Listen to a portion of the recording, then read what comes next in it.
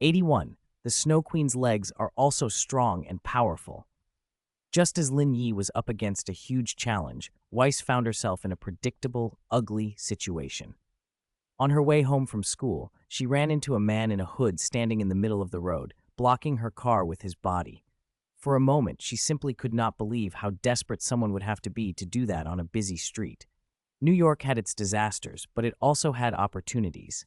Forget it, she thought. She could just pay him to go away. Generous Weiss.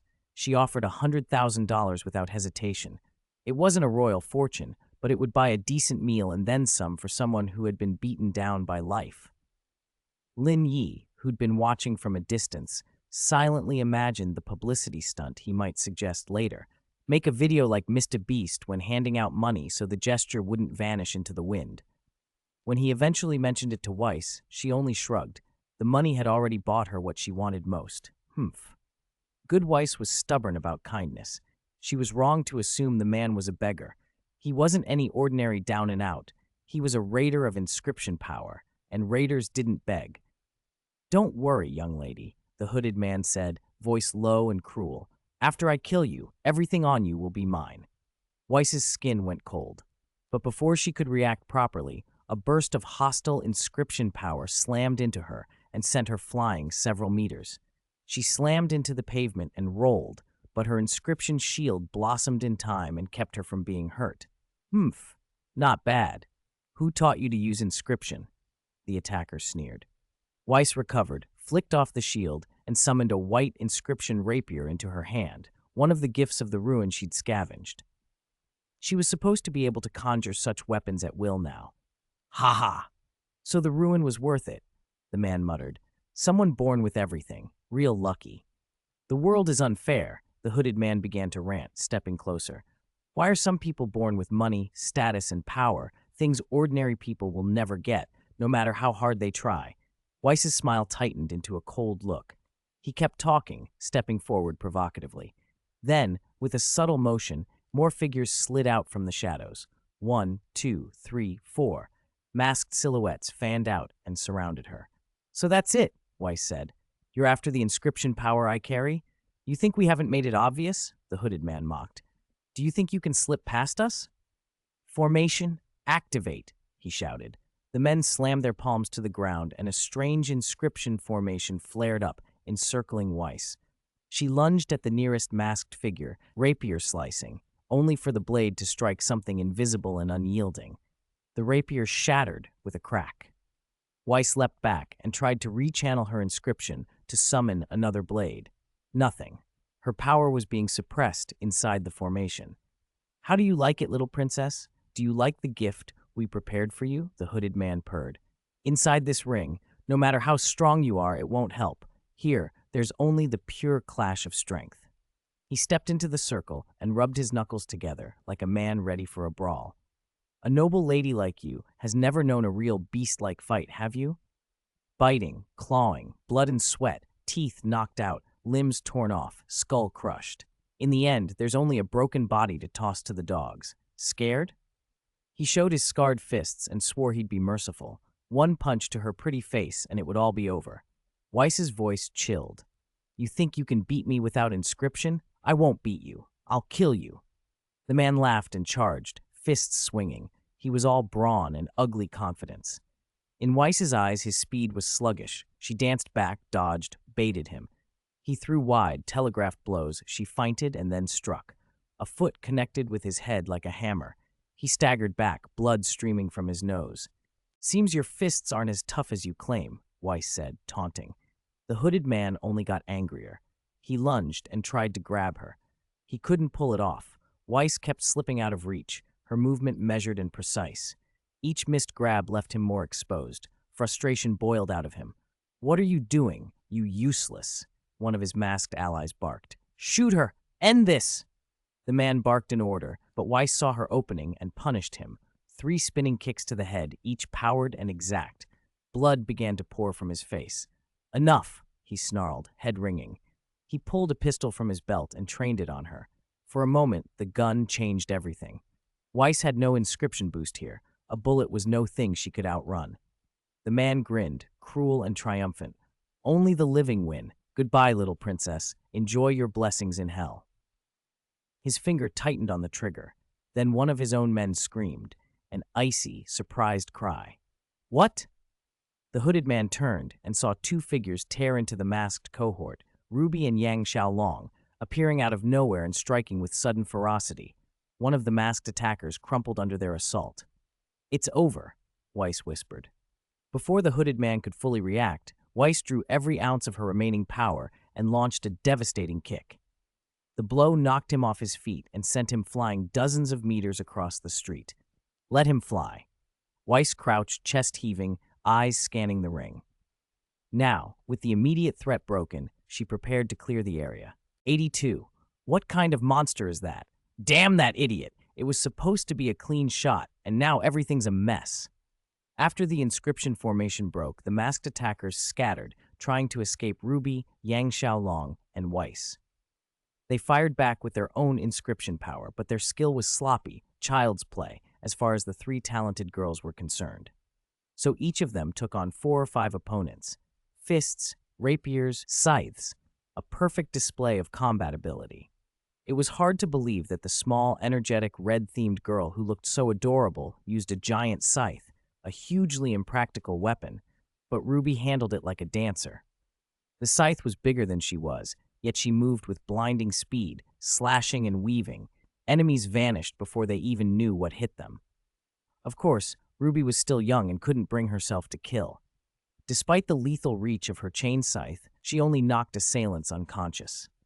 Weiss and Yang were the same, merciful, not as ruthless as someone like Lin Yi would have been.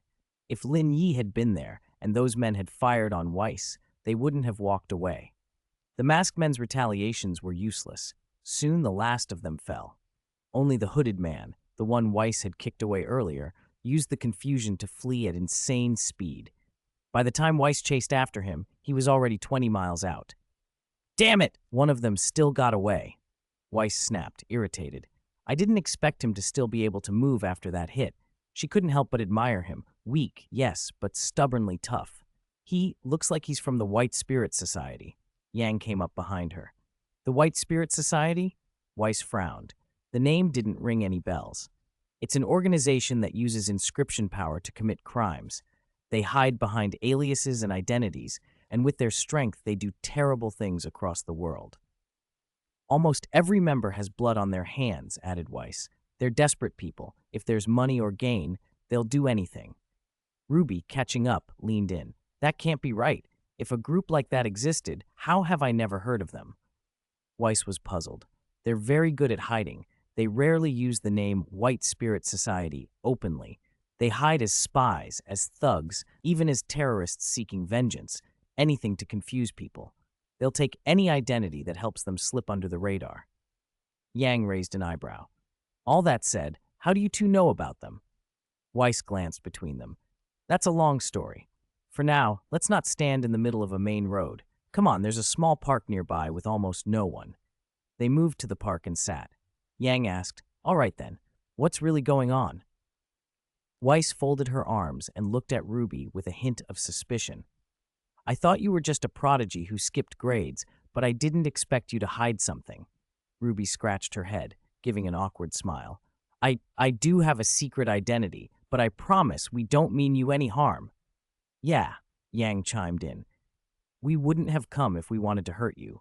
Weiss wasn't convinced, but let them speak. Then she raised a hand and summoned the power of the scroll of inscriptions.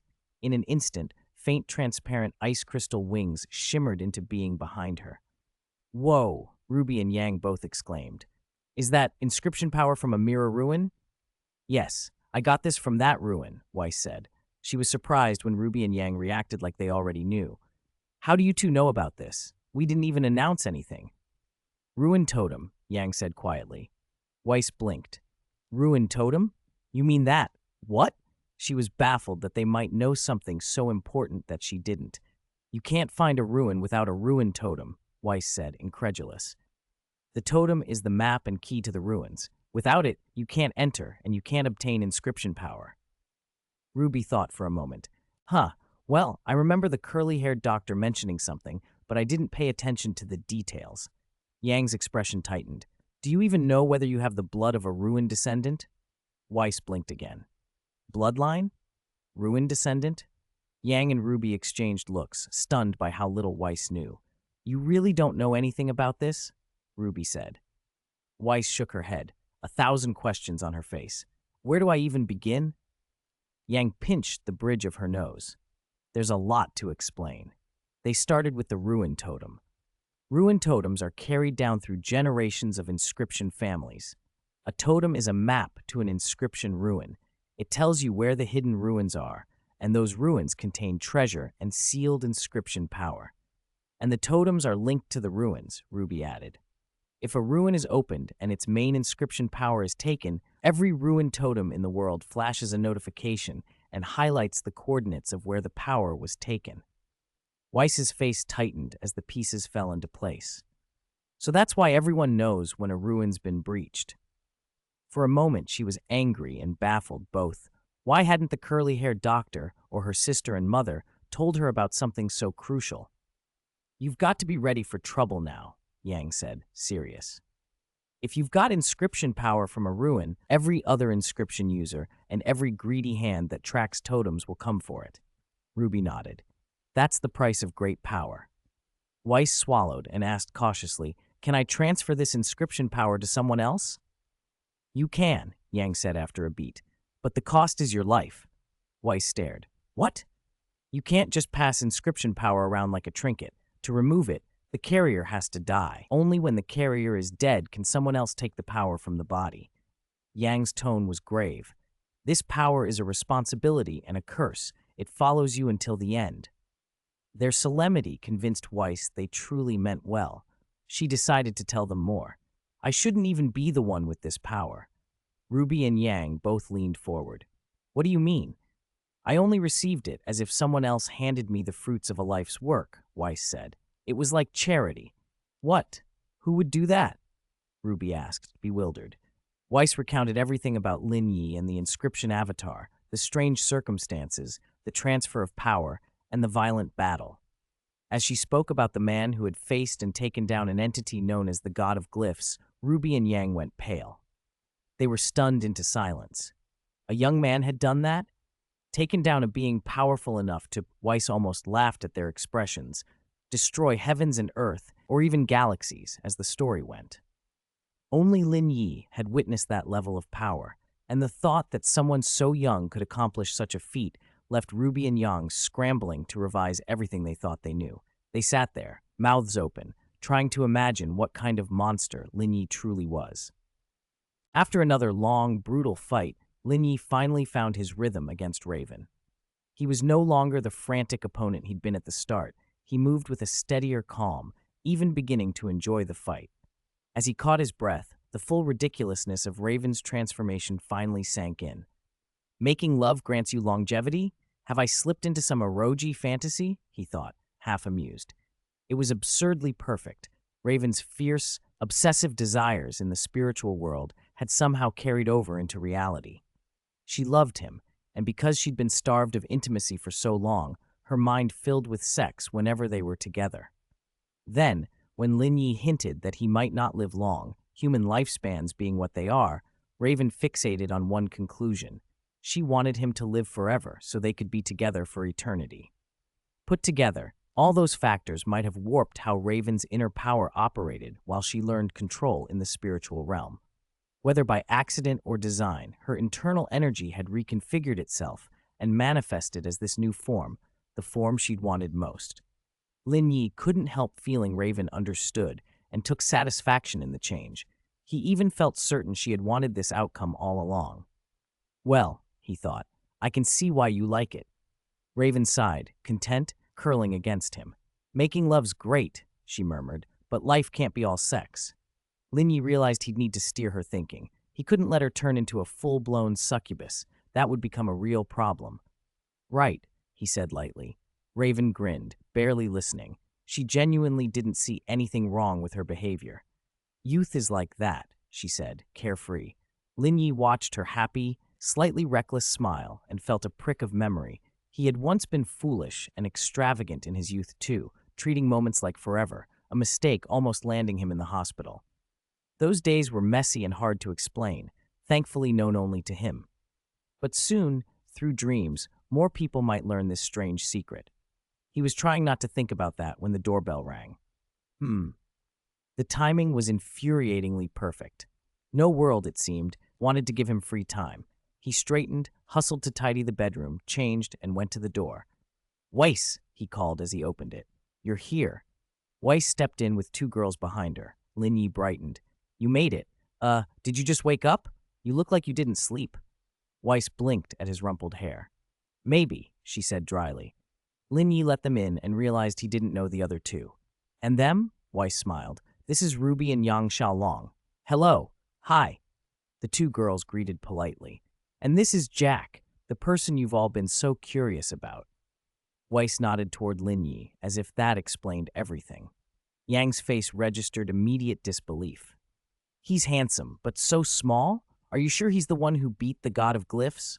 She had pictured a towering, muscle-bound warrior and was clearly disappointed. Lin Yi couldn't help but smirk at her stunned reaction. "Weiss, did you tell them about our adventure?" he asked. Weiss gave a rueful sigh. "It's a long story."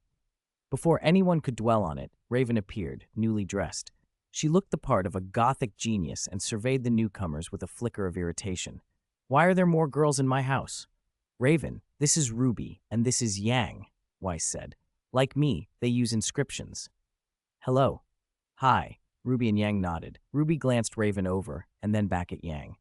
"Another gothic type. You two might have a lot in common," Yang said, grinning. RWBY remained reserved, but polite. Raven, impatient, cut straight to the point. "All right, let me explain briefly." Weiss took over, telling them what had happened and what she'd learned. The inscription power could do position tracking. Anyone with a relic totem could locate an inscription user. Full map positioning, able to chase whoever they wanted. Lin Yi listened, increasingly alarmed. "You mean my location is exposed to anyone with a relic totem?" Weiss finished. Lin Yi's jaw tightened. "That's insane." The idea that anyone with one of those relics could pinpoint Weiss made her dangerously vulnerable. Worse, curly-haired doctor, the one with the time stone who could see the future and the past, hadn't warned them about the relic totems. Lin Yi had a sinking feeling that he'd been deliberately kept in the dark. Whoever in that old circle knew about it had been playing games. "Thank you for helping Weiss," Weiss said, turning to RWBY and Yang. "You're welcome. We were happy to help." RWBY answered softly. "That kind of thing shouldn't be taken for granted," RWBY added. "If people are willing to step up, it makes a difference." Lin Yi appreciated the sincerity. "I mean it. Thanks." RWBY smiled. "Good deeds should be rewarded and bad deeds punished. Otherwise, people won't keep doing good. So let's keep that cycle going." Lin Yi couldn't help admiring her earnestness. Since they'd come to help, he wanted to repay them. "Is there anything you want? Any favor I can grant?" Yang's eyes lit up. "I want a new motorcycle." "Hey, sis, isn't that a bit much?"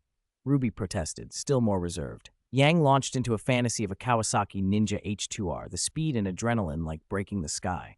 Lin Yi laughed and shrugged. He'd been called on to play benefactor more than once.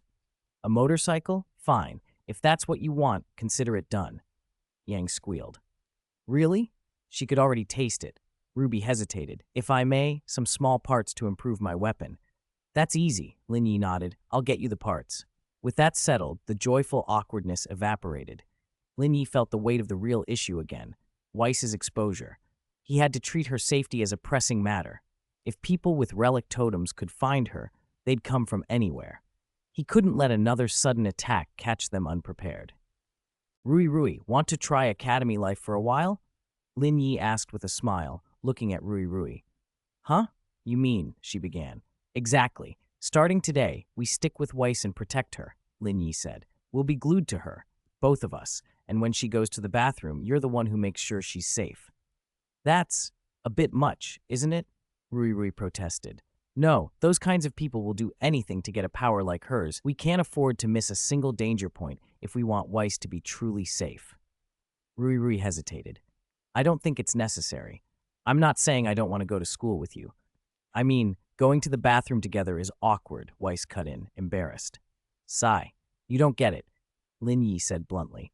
"The temptation of power is stronger than money or drugs. Believe me, Those scoundrels will absolutely ambush you in the restroom. Having been through enough to know how vulnerable people are in those moments, Lin Yi continued, no matter how strong you are, if someone catches you at your most helpless, you can't do much. That's why we must prevent it. If I didn't care about my public image, I'd watch you in the bathroom myself, he added. Weiss choked. Pfft. Ruby and Yang both stared, stunned. Weiss spluttered. Cough, cough. That's a bit serious. Better safe than sorry, Yang insisted. You can't treat this like child's play. People really die, and it's my Weiss we're talking about. I'll do whatever it takes. Weiss softened. Honestly, she was touched. Who wouldn't like being cared for by the person they loved? What? She asked, looking at Lin Yi. Yang frowned in confusion. Wait, are you and this goth girl a couple or siblings? No, we're a couple, Lin Yi answered calmly. Then what you just said, Yang trailed off in surprise, then widened her eyes. Because Weiss and I are also a couple. Ruby and Lin Yi nearly collided with each other in shock. Oh, Ruby muttered. This is getting messy, Yang said, exasperated. Everyone exchanged awkward looks. Lin Yi finally shrugged. Actually, it's not that complicated. Everyone's kind of, well, in my circle. They all stared, incredulous. Ruby and Yang had never seen anything like this. They were speechless, then decided it was someone else's private business and let it drop. So, you plan to be inseparable from me starting now? Weiss asked, hopeful. Yes, tell your family you'll be living with me, and at school, maybe RWBY can use invisibility magic, Lin Yi suggested. No, that's unnecessary. I can get you enrolled, Weiss waved her hand. Money talks, especially in a place like this. Humph. Then I'll trouble you, Weiss, Lin Yi said with a smile. It's no trouble, Weiss replied, smiling faintly. I'm actually looking forward to it. School? I never imagined I'd actually go to school. Life is strange. Anything can happen in a single moment. Lin Yi looked skeptical. Live here, though? I don't know if my sister or my mother will agree to this. Weiss hesitated. She'd always been obedient at home, never defied her family. If they said no, she knew she'd have to give up this chance to live with Lin Yi. She watched RWBY, who was already thrilled, and felt a pang of envy. How did he manage that? She asked. Ruby could only sigh. Maybe that's the life of someone handsome. Yang wasn't fully convinced. Can being handsome really let you do whatever you want? There are a lot of cute boys out there. What matters is character and strength. She looked at Lin Yi, handsome, rich, responsible, and seemingly powerful. She couldn't help but grin. Maybe he really could get away with anything. We'll try, Lin Yi said. If they refuse, RWBY and I will use invisibility to sneak into your room. Weiss's jaw dropped. Pfft! Ruby and Yang burst out laughing, and stunned silence followed. The day's shocks kept coming. Sneaking into a room with invisibility? It seemed brazen, but Weiss thought about it, and the plan actually made a certain kind of sense. If her parents refused, this was a reasonable backup. In that moment, she also realized how sheltered she'd been, and how easily a naive, noble girl could be taken advantage of in stories like Romeo and Juliet. So Weiss agreed to try Lin Yi's plan, and later called her mother to ask. Lin Yi expected an absolute refusal. How could Weiss's mother possibly let her daughter live with him? To his astonishment, Weiss's mother agreed. She really agreed to let Weiss live with him. Lin Yi was flabbergasted. He pictured his precious ward being handed over to a scoundrel and kept replaying the moment in his head. Then he realized this must have been part of a larger plan. These people, strange fate, always had schemes and contingencies for everything. Why were they always acting like riddlers? Lin Yi sighed inwardly, unsettled by how premeditated everything seemed. This is incredible. My mother actually agreed to it. How is that even possible? Weiss couldn't believe it. Even with how gentle and considerate her mother could be, surely she wouldn't allow her to live with some random blonde boy, would she? Admitting it to herself hurt, but the truth was, Lin Yi might as well be a random blonde boy. It feels like we kids are the only ones left out of the loop, she said. Lin Yi waved a hand, helpless. Huh? What do you mean? Weird family business, Weiss explained. Everyone else in your family seems to know things about this. Big, important stuff they can't tell you. That doesn't make any sense. What could be so important they have to keep it from me? Weiss sighed. Have you ever heard of the butterfly effect? A butterfly flaps its wings somewhere, and later a storm hits a city. The butterfly effect, Raven echoed. So you're saying they don't tell me things because they're afraid of changing the future? Lin Yi tried to follow. Yes, there are things you just don't talk about because even small changes can alter destiny. Weird, like Doctor Strange making Tony sacrifice himself, Lin Yi muttered. That's the idea. Sometimes saying something will change everything. So letting me live with you is part of that future? Lin Yi asked. More or less, Weiss said. They probably looked ahead and saw that you living with me led to a good outcome. Or they may have seen that bringing me back home puts my mother in danger. Either way, they made a choice. No matter what choice they made, I'll protect you. You won't be in danger because of me, Lin Yi said, reassuringly. He kept turning possibilities over in his head.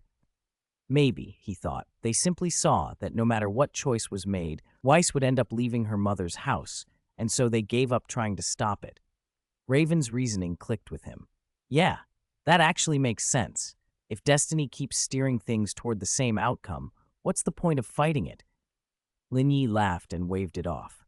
In his mind, his own level of control over fate was absurdly inflated. If the future really was set, why did the curly-haired doctor bother intervening at all?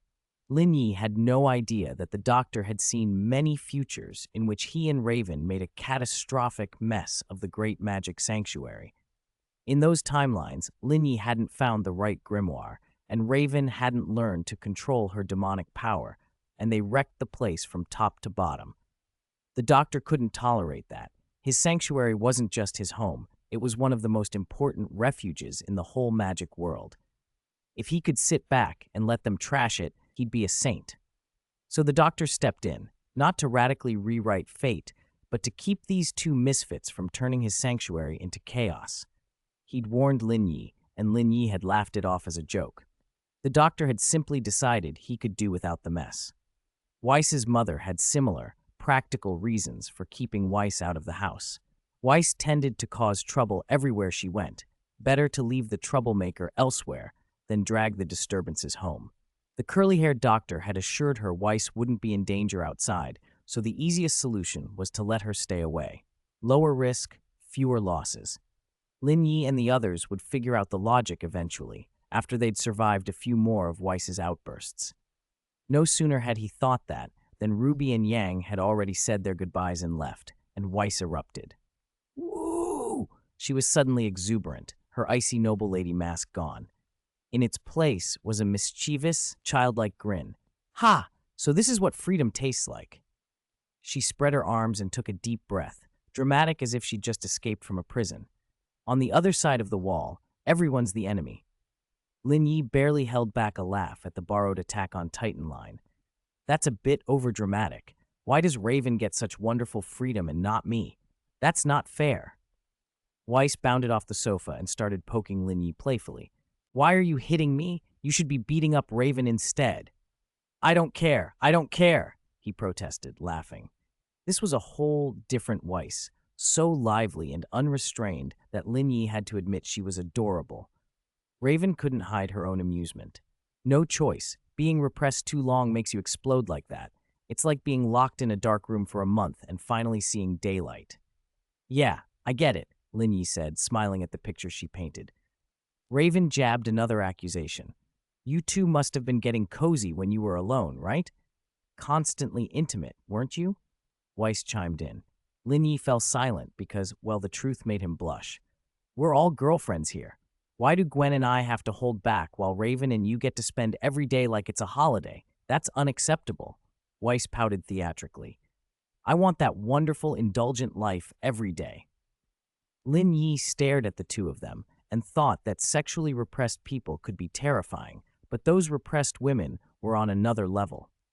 He prided himself on self-control. If he ever wanted to let loose, he'd do it gradually. But Raven and Weiss, give them an inch and they'd flood the room. He'd only just finished one battle and hadn't rested much, and now here was another emotional war front to face.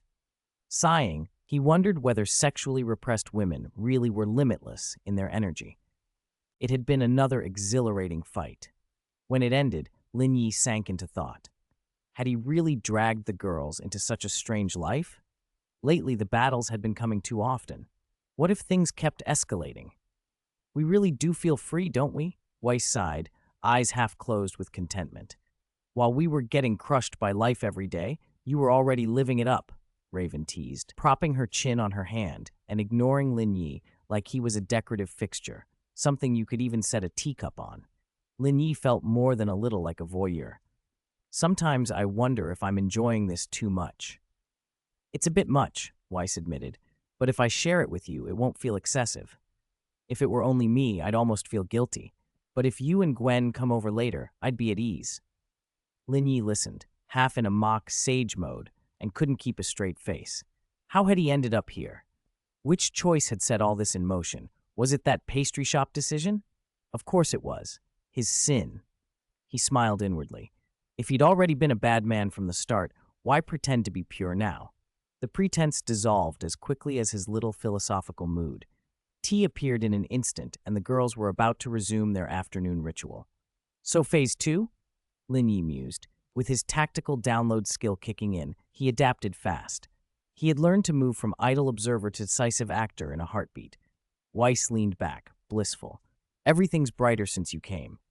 Raven, unusually sentimental, added, I never imagined I could have this after coming to this world. I found a lover, friends, everything. They both looked at Lin Yi. Don't you have anything to say? Raven asked with a smile. Something to say? If I had to sum it up. Raven's smile faded into sincerity. After being alone for so long, you think and you swallow words, but right now I can say one sentence. No regrets in this life. That's not much of a summary. I won't let you die when you're just starting to taste something beautiful, Raven went on, voice soft but fierce. I won't, neither will Weiss nor Gwen. I want this to last, forever. Lin Yi felt oddly moved. You three are stronger in desire than I am. I don't have grand dreams, but I think I have the ability to help you reach yours. That's all I need to do. His relief was genuine, almost noble. The girls sensed it and edged closer to him. Maybe not so close right now, Lin Yi said, half joking, half warning. Why? They both asked, puzzled. Because we're about to deal with a crisis. His sixth sense flared. In the next instant, Lin Yi swept Weiss and Raven into a tight embrace, flipped them aside, and rolled. Boom! Roar! A demonic mastiff lunged up from under the bed, jaws snapping where they'd just been sitting. Weiss and Raven froze, stunned. Lin Yi, by contrast, moved with practiced calm. He'd spoken before about taking down a target by striking while it was unaware. He'd learned to be ruthless. There was mercy in a quick blow that spared lingering agony. His experience, messy and extensive, let him keep everyone alive.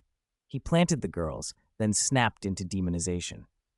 The black sword in his hand came down in a blur, one clean stroke, and the demonic dog's head flew off.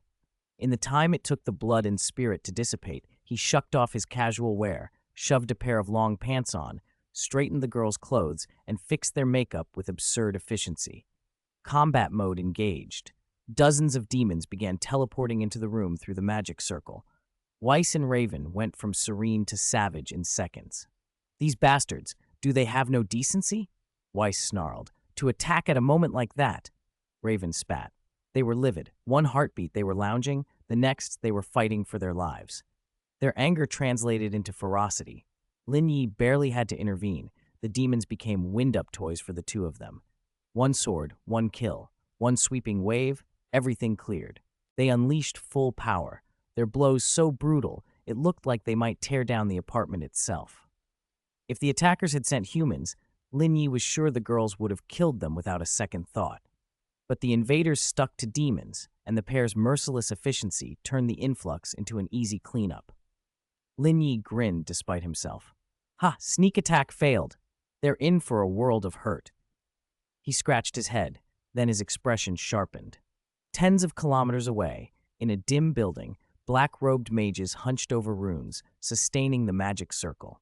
Lin Yi's perception reached them like a blade slicing fog. The ability to sense that, to pull tactical data from thin air, felt almost godlike, an evolution in secret. He looked at Weiss and Raven, who were still breathing hard, hair and clothes disarranged from combat, but eyes bright with the afterglow of battle and companionship. The afternoon had started as tea and ended in slaughter, but the result was the same. They were together, alive, and unwilling to give up this strange, beautiful life. Lin Yi flexed his fingers around the hilt of his black sword. Whatever came next, he thought, he would keep evolving quietly, secretly sharpening himself so he could keep them safe. Shit! He found us! A bead of sweat slid slowly down the cheek of the black-robed witch who was tracing the aura. 10 kilometers away. They were so far, and yet somehow they had been detected. What? How is that possible? The woman cried. The old man in black spun to berate her. Don't be ridiculous. But I felt it, she insisted, trembling. I felt that guy staring right at me. He's definitely found us. The old man opened his mouth, still angry, but before he could finish, Raven struck. Boom! A blast of magic slammed into his face and sent him reeling. Lin Yi flinched as if he'd been hit himself. An angry Raven was terrifying to behold. The old man staggered and snarled in pain. You, all of you, how did you find us? The woman sputtered, collapsing onto the ground and quivering, her voice thin with fear. Lin Yi's grin was easy. Raven and Weiss moved to deal with the old man first, then the woman. But the girl, suddenly hysterical, began babbling like a trapped animal. Wait, no, I was forced into this. He forced me. The old man said that if he got that rune power, he'd get everything. I told him not to stir trouble, but he wouldn't listen. He even threatened me. He said he'd sell my soul to a demon if I didn't help. I had no choice. Please, I'm young, I don't want to die. Then, to everyone's astonishment, she wet herself. Weiss and Raven exchanged baffled looks. They'd seen plenty of blood and broken bones, but never someone so terrified they'd soil themselves before a single blow. The sight made Raven and Weiss hesitate. Suddenly, their temper cooled. The woman sobbed in relief. Thank the heavens, I'm alive, she whispered. Lin Yi rolled his eyes inwardly. The girl acted like a classic comic villain, performing wicked deeds but caving at the first real threat. She was both coward and schemer in the weirdest combination. Raven's patience was thin. Wouldn't it be better if you all just dropped dead? The old man, who'd appeared to be done for, suddenly convulsed. Raven and the others stared as his mutilated face writhed. His body began to twist and swell, warped by a strange demonic energy. Flesh bulged and ruptured, and the figure grew larger and more grotesque by the second. Is he no longer human? Lin Yi asked, standing on the rune array Weiss had unfolded, hovering in midair. The woman, still crouched and shaking behind them, managed to answer. Most people who sell their souls to demons end up like that, she said. I don't know why anyone would do it, unless the rune power is worth that price. Weiss frowned. Is the rune power really valuable? Valuable? The woman said, voice rising. She seemed to find strength as she spoke, her previous fear melting into venom. That's an understatement. It's one of the most powerful runes in history, the mirror rune. It can replicate anything in the world, objects, powers, even techniques. If you possess this rune, you possess everything. Any desperado would give up everything for it. Suddenly, the situation made sense. The old man had been consumed by his bargain. Then why can't I copy everything? Weiss demanded, puzzled. Why can't it duplicate absolutely anything? Because you don't know how to use the rune, the girl snapped. You're wasting its immense energy. You're treating a treasure like a mere tool. Weiss bristled. What do you mean? I don't even know how someone like you got this. You look like a common thug. I have the bloodline of the descendants of the ruins, the girl said, almost smug. That's why I can use the rune. Those words struck a nerve. Weiss's face flushed. What does that mean? Are you calling yourself special? The girl shrugged, as if she'd been insulted. Kill the guardian of the ruins and anyone can take rune power? Ha! You think it's that simple, Lin Yi snorted. Kill the rune god guarding the ruins? That's laughable. The woman's eyes went distant, darkening. You have no idea. Even if you wield rune power perfectly, even if you could replicate another world, you could never defeat the rune god that protects the ruins. Weiss and Raven went still. They remembered RWBY and Yang Xiaolong's warnings and had thought they were exaggerating, until now. Hearing it from this woman made the Guardian seem even more formidable. If such a being truly defended the ruins, then what had Lin Yi faced? Heh, strong? That's an insult. The woman's voice rose to a terrified reverence. The rune god isn't merely strong. It stands above everything, above gods. Lin Yi's patience snapped.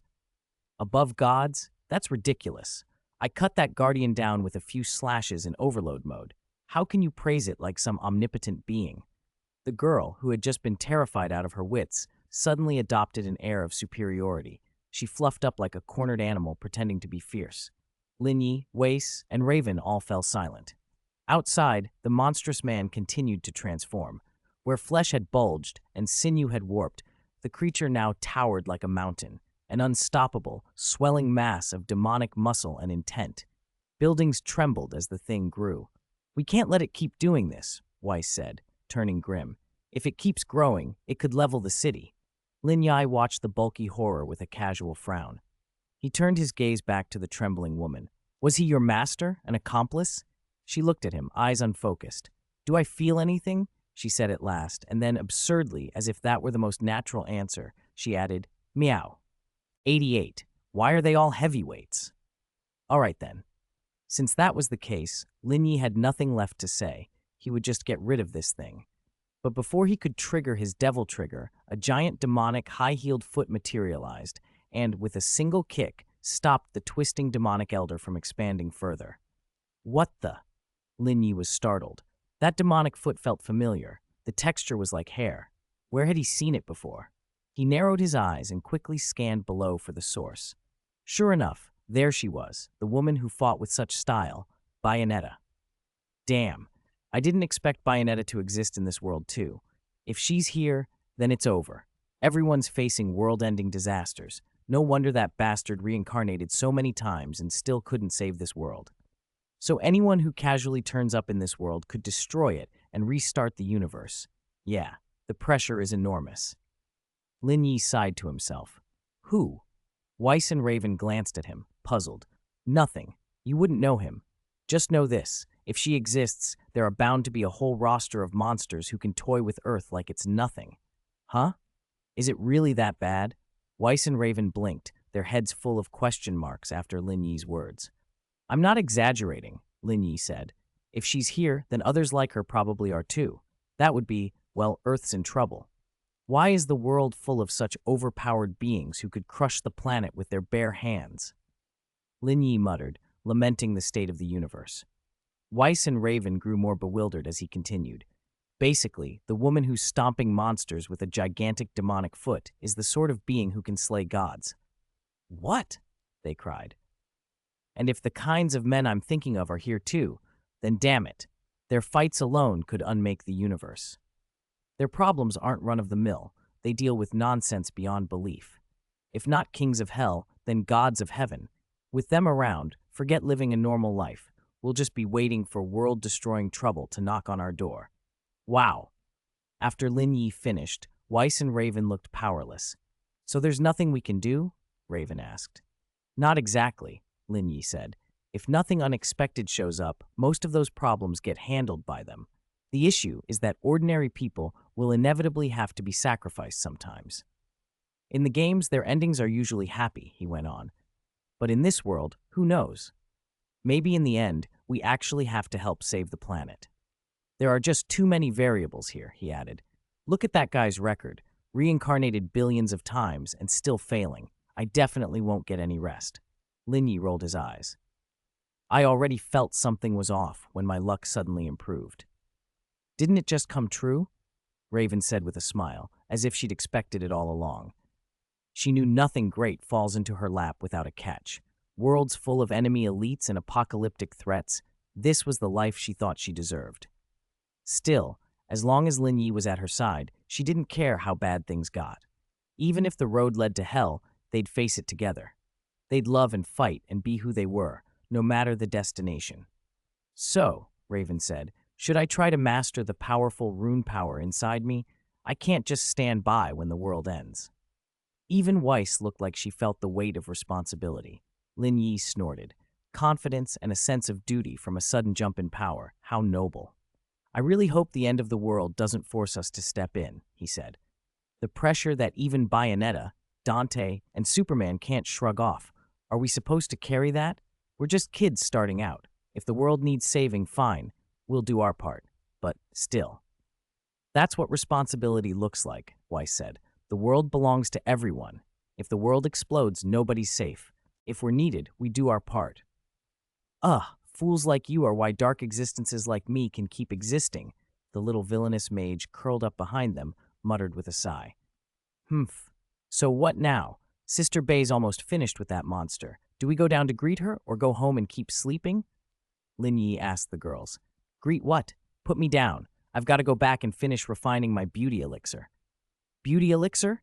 The mage girl's single line made Weiss and Raven sit up. Heh! You don't know? That's my genius little masterpiece, the mage girl said. A miraculous potion that, taken or applied, makes your skin fair and beautiful instantly. No side effects. Once I finish refining and mass producing it, I'll be financially free. I can do whatever I want, heh. Weiss blinked. You actually have that ability? If you can really make it, sell it to the Schnee family, Weiss said eagerly. I guarantee it'll sell like hotcakes. You'll make a fortune. The business instincts took over. Weiss couldn't help it. Opportunity to make big money. How could she not pounce? Really? Tons of cash? The mage girl practically bounced closer to Weiss. Sure it's real, but could you not get so close? I don't want you peeing on me, Weiss said, recoiling with a mix of politeness and disgust. Cash, the best big house, endless snacks, The mage girl's fantasies resumed in full force. What a child, Lin Yi said, speechless. What else? Who else would be so scared they wet themselves? Raven replied calmly. Your circle is so chaotic. Lin Yi and his companions decided to first send that ridiculous little villain back to Earth, then go introduce themselves to Sister Bay. No matter what, Sister Bay would probably shoulder the heavy burden of saving the world. Lin Yi was sure he would have to cooperate with her sooner or later. So why not get acquainted now and make future cooperation easier? These are my number and socials. Once I finish my research, I'll message you, Miss Schnee. All right, I'll be looking forward to it. Weiss smiled and waved goodbye to the little villain along with Lin Yi and the others. This little one really is odd. What do you mean? Isn't she just a kid coerced by an evil sorcerer? Weiss shook her head. It's not that she's coerced. It's her behavior. Her whole survival philosophy is just weird. I can't picture how someone like that could even exist in this world. Lin Yi couldn't shake the feeling that something was off. When he said so, Weiss and Raven tried not to laugh. Hard to scold others when you weren't exactly saints yourselves, but Lin Yi's instinct was right. Out of sight of the others, the little villain shed her childish mask and showed her true face. That guy really isn't a descendant of the ruins. Incredible. If not a descendant, how did the inscription god accept them and grant rune power? Thieves stealing what's rightfully mine. That rune power belonged to me. She was, in fact, the last remaining descendant of the ruins, hence her reverence for the ruins and the inscription god. To her, those things were ancestral treasures, and seeing them used by others stung like a personal theft. Why the inscription god choose them? Why? She raged, scratching her head. She couldn't even imagine that Lin Yi had killed the inscription god. To her, that guardian deity was the most powerful being, capable of creating and destroying worlds, so the idea it could be vanquished was unthinkable. In truth, Lin Yi had destroyed it with a system bug, an incessant 2% true damage every 1.5 seconds. No matter how godlike, with no way to recover, even a god couldn't survive that mechanism. This is torture. Having someone else take what's yours, it hurts so much. Her melancholy turned oddly practical. Well, once I make those beauty pills, I won't have to worry about my future anymore. Right now, that's the only thing that comforts me. I've decided. After I have money, I'm going to eat snacks every day, every single day. I'm going to look at handsome guys every day. Maybe even find a handsome boyfriend, just like that one earlier. Her childish fantasies faded as she slipped back into secrecy.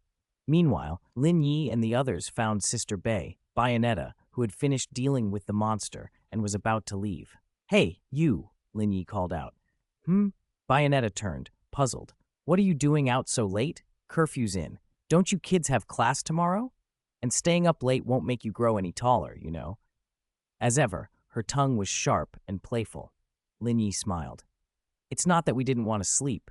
We were attacked by that monster. We came specifically to thank you, Miss Bayonetta. How do you know my name? Bayonetta asked. Lin Yi gave her the short version of his otherworldly spiel. There's another world involved. A guy made a pact with a demon. He showed up to seize some power from you.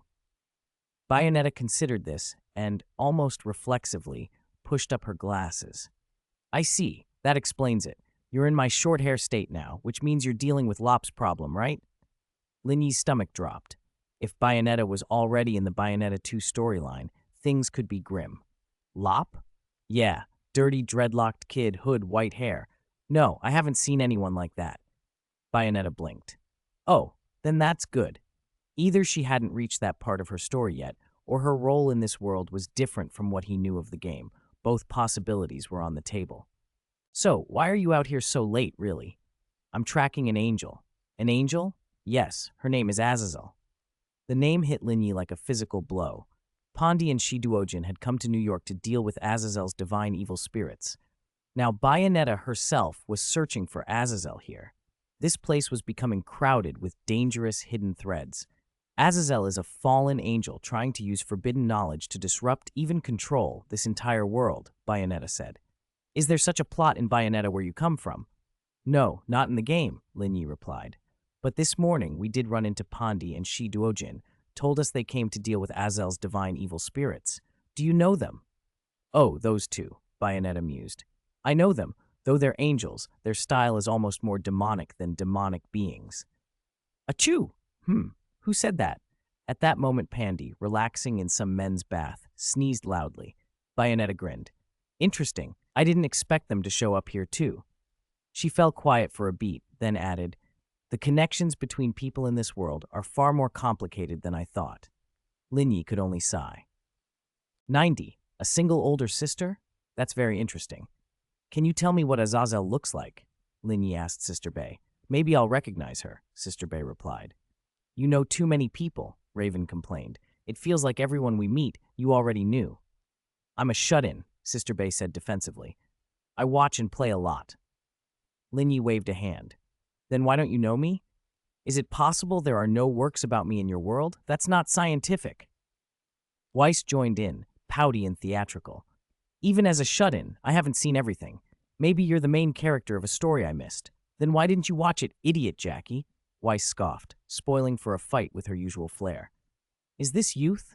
Sister Bay, still looking every bit the older, glamorous sister, watched the two bicker and smiled with a little envy. After Weiss's tantrum died down, Lin Yi turned back to her. So, Azazel, what does she look like? Cute, overall, Sister Bay said at once. Cute? Lin Yi's eyes widened. He was getting a clearer picture. She used to wear a pure white angelic dress with gold trim, black hair that's gone a little gray now. She had a halo once, though it might have fallen off. To the eye, she seems harmless, but she brings devastation with her dangerous knowledge. That's the problem. Her intentions might not be malicious, but her actions always hurt the world, Sister Bay finished. She was a popular character in my world for a while. No way. An angel causing that much trouble? Weiss whistled. How many things have you watched and played? At least 2,000, Sister Bay said without batting an eye. That's a real shut-in, Raven and Weiss teased in chorus. Well, what's wrong with that? I've lived well enough, she replied lightly. Poor child, locked in his room all day. Don't let your mind get twisted, Sister Bay teased back. And Lin Yi smiled politely. Thanks for the concern, Sister Bay, he said. Your compliments are sweet. I'll accept you as my younger brother, she replied, striking the slightly smug pose of a doting big sister. If you run into trouble with angels or demons, call me, she added. I'm pretty free. Lin Yi nodded.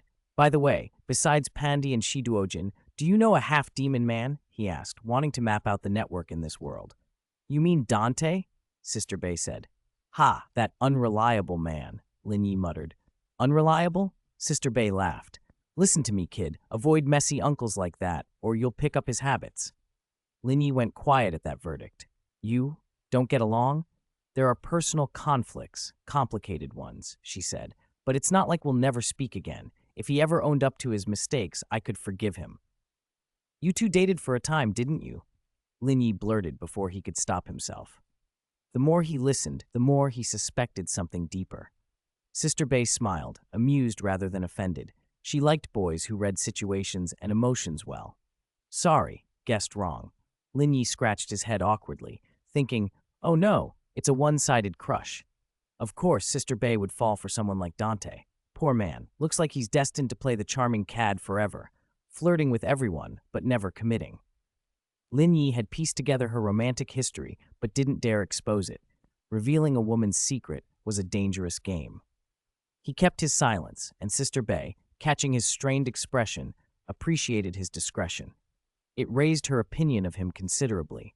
Who could resist a younger brother who understood? Only Dante himself still acted like a childish fool. All right, that's enough for tonight. It's getting late. Children, get some sleep, Sister Bay said at last, her voice softening with the gentle authority of someone used to looking out for others. Staying up late is the enemy of good health and good looks. You'll be up all night yourself, won't you? Lin Yi teased. Are you still going to search for traces of Azazel? What can I do? She said. Someone who can handle it has to try. The disasters Azazel causes are beyond what the mortal world can bear. Good luck, Sister Bay. If you need money, let us know. We might not be strong fighters, but we're good with funds. Lin Yi watched her walk away and called out. She waved in acknowledgement. Lin Yi couldn't help grinning. Is this what it's like to meet a celebrity? He said aloud. Meeting a celebrity? Weiss looked puzzled. I thought Jackie Chan was your idol. Jackie's my idol, but Sister Bay is one too. A woman who saves the world in the night. Isn't that amazing?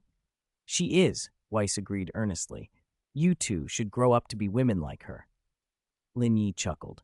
Humph, I don't think either of us will ever be that single and mysterious. Pfft. Raven's sharp laugh cut through the air. Lin Yi nearly choked on his amusement. It was a good thing Sister Bay had already gone a fair distance. Raven's remark would have had her blushing for the rest of the night. Chapter 91. Cute Vampire. To be honest, Lin Yi worried that having Weiss attend school would drag innocent students into danger. So many people wanted the rune power inside Weiss that they wouldn't hesitate to hurt others, students and children included, if it meant getting what they wanted. He told Weiss his concern. This is a problem, Weiss admitted. I can't put the whole school at risk just for my studies. So what do we do? Not go to school? Lin Yi suggested. That's the only sensible option, Weiss said. Until I've got this rune power under control, it's better I stay put. I don't want anyone getting hurt because of me. That makes sense, Lin Yi agreed. But who's going to teach you to control it? I don't know, Weiss said, frowning. I'm fluent in my family's runes, but this power from the ruins, I haven't a clue how to master it. If we're stuck, we'll have to find Dr. Strange again, Lin Yi said. For the moment, he's the only person who might be able to tell us whether there's ever a timeline where you master it perfectly. You're saying he can see those outcomes? Weiss asked, surprised. She didn't know Dr. Strange well, only that he'd been invited to her house for rune research and that he was an impressive magician and actor. Lin Yi, however, knew him much better. Of course, Lin Yi said matter-of-factly. He's Dr. Strange. Dr. Strange had already expected them to come. Lin Yi knew that Strange had set things up the day before and was simply waiting for the inevitable, Lin Yi arriving to stir things up. So without much ceremony, Lin Yi took Raven and Weiss back to Dr. Strange's sanctum. The door stood open, and the same voice that had transmitted to them the day before boomed inside. I told you I was researching runes at the Monster Hotel. How could you forget? Dr. Strange's distant voice teased. Isn't that the new hotel your family opened, Weiss? That's right, Weiss answered. It's a hotel the vampire clan set up to shelter monsters. The monsters get a safe place to stay, and we get access to vampire runes. Sounds like you've got curly-haired doctors studying there already, Lin Yi relayed. Vampire runes? Dr. Strange mused. That sounds like something granting vampires longevity. Eternal life, perhaps? Weiss nodded. It's almost unbelievable. Lin Yi couldn't help thinking how casually people in this world treated the idea of eternal life, almost like it was an item you could obtain with the right lucky break. He suspected many enemies he'd meet in the future would be long-lived. Since Dr. Strange said he was at the Monster Hotel, the group used Raven's teleportation. In an instant, they were there. This teleportation is way more convenient than our families, Weiss said with a grin as they drew close. It's also capable of flight, Raven replied. If I hone my control, there'll be no place in the world I can't reach. Still, I like the leisurely time on a plane, Weiss said. I won't cancel traveling just yet. Raven laughed. As you wish, my cute gothic darling. Their conversation felt warmer than before, their friendships a little closer. Winter appeared, coming toward Weiss slowly. Sister Winter, Weiss brightened. I'm glad you're here. I'll be working here for a few days to make sure the cooperation with the vampire clan goes smoothly, Winter said. You haven't been hurt, have you? Mother only told me last night that the power you gained would attract trouble. I ran into some trouble, Weiss admitted, but Jack and Raven were protecting me. I'm fine. Winter's eyes lingered gratefully on Raven, then shot a cold look at Lin Yi, something like resentment. Still, she owed him thanks. She bowed deeply. Thank you for keeping Weiss safe. Don't mention it, Lin Yi said, unusually modest for a moment. It's what we should do. Have you had breakfast? Winter asked. We prepared a hearty spread. If you haven't eaten, please join us. We rushed here and haven't eaten, Lin Yi said. But before that, where is Dr. Strange? He's on the top floor, studying runes, Winter said. You can see him after breakfast. Led by Winter, they made their way into the dining room. The table was fit for the likes of Dracula and his daughter. Only beings of that stature could dine here. Allow me to introduce you, Winter said. This is Dracula, king of the vampire clan. I prefer Mr. Dracula, he said with mock humility, waving off the title. Most titles are just that, titles. And this is my daughter, Mavis, he added. Hello, it's a pleasure to meet you, Mavis said politely. Their manners and warmth surprised Weiss and Raven. These vampires were nothing like the fearsome legends. They were, frankly, quite charming and rather ordinary in manner. The two girls exchanged looks, smiling at the unexpected normalcy. 92. My hobby? It's him. Dining with vampires, can they even eat normal food?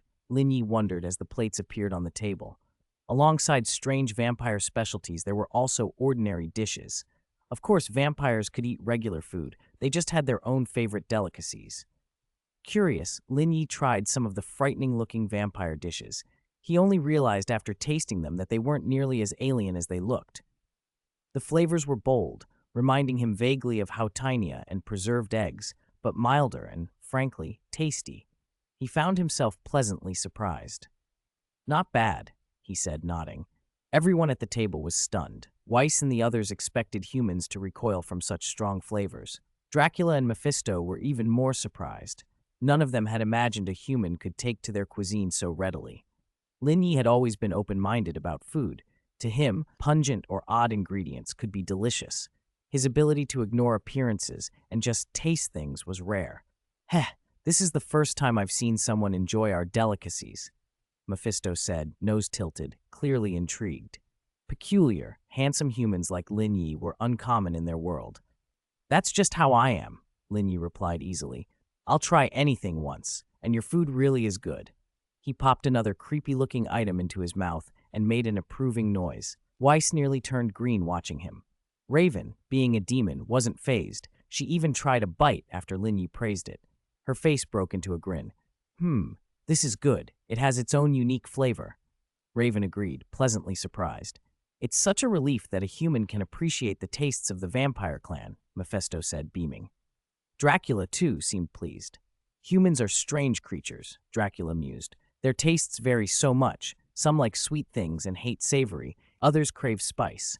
Compared to us, they're more complex. In short, humans are more troublesome than vampires, someone quipped, and everyone laughed. Weiss, curious but skeptical, dared to taste a small piece. Her eyes widened and she almost choked. Graceful as she usually was, she subsided into a quiet gag under the table. I'm so sorry, Lord Dracula, she stammered, mortified. Don't worry, Dracula said with amusement. Thanks to your friend here, I've learned more about humans, and I admire his courage. Weiss breathed a huge sigh of relief and looked at Lin Yi and Raven with a puzzled expression that clearly asked, How can you two eat that? They just shrugged and smiled mischievously. Weiss could only glare.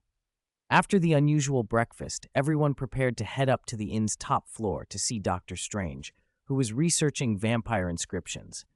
As they stepped toward the private elevator, Mephisto suddenly appeared beside Lin Yi and spoke shyly. May I come with you? Lin Yi smiled. We're going up to see Dr. Strange. You're welcome to join us. Mephisto's face lit up. Really? That's okay? Of course, Lin Yi replied. Isn't this your inn? We're the guests. Mephisto's bashful, reserved manner eased as she fell in step with the group. In the elevator, she chatted to deepen the new friendship. So, are we friends now? She asked, delighted and a little surprised. Why not? Lin Yi said.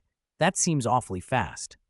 Mephisto giggled, making Weiss and Raven realize she'd probably had very few chances to make friends her own age in the monster world.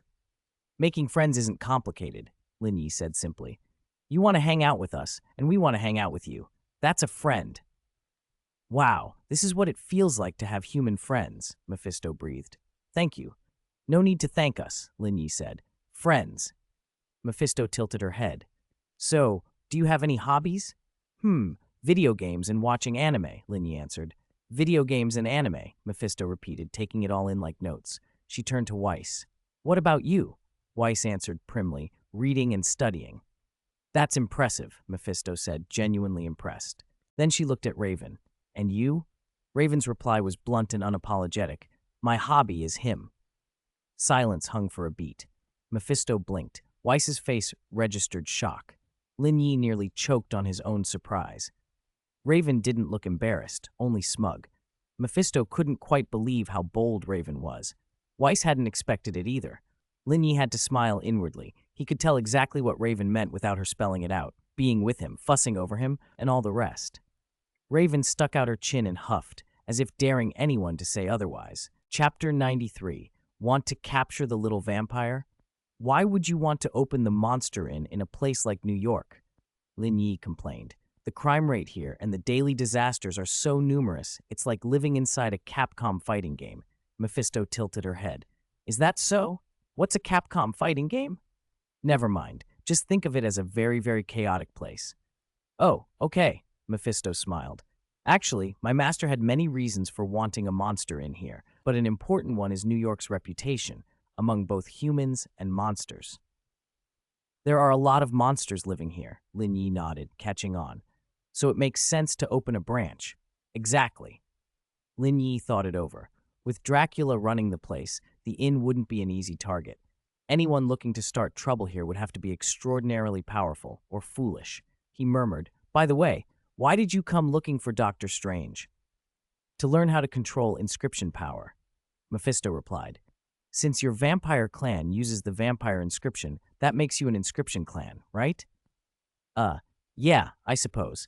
But my master always said the vampire inscription was actually made by a human genius and him together.